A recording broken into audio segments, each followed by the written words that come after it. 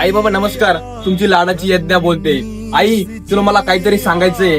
2-3 दिवस झाले आई, तेव्हाची गोष्ट आहे. मी अंगणामध्ये खेळत होती आणि अंगणामध्ये खेळत असताना तो शेजारचा दादा माझ्याकडे आला आणि मला चॉकलेट देऊ लागला. आई तुम्हाला सांगितलं होतं, कुणी चॉकलेट दिलं कुणी खाऊ दिला तो घ्यायचा नाही. पण आई तुला माहितीये ना मला चॉकलेट किती आवडतं.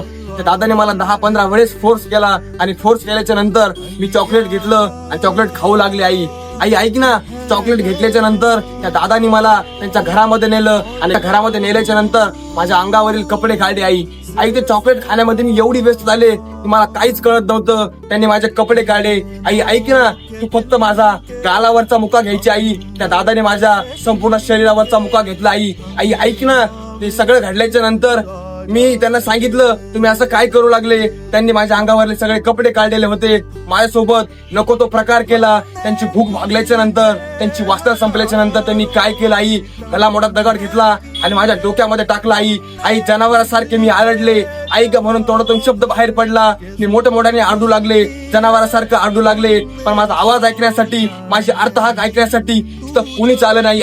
आई तुम्हाला नेहमी सांगायची की मुलगी म्हणजे लक्ष्मी असते. तुम्हाला नेहमी सांगायची त्या घरामध्ये मुलगीचा जन्म होतो ना, ते घर म्हणजे स्वर्ग असतं. आई हे सगळं चुकीचं आहे. कारण माझ्यासोबत जो प्रकार घडला ना, तो प्रकार पाहून मला असं वाटतं मी देवाला एकच विनंती करेल की माझा इथून पुढचा जन्म जनावराच्या पोटाला दे, कुत्र्या मांजऱ्याच्या पोटाला दे, पण या माणसाच्या पोटाला देऊ नको. आई अंगना में फिर आ जा रे.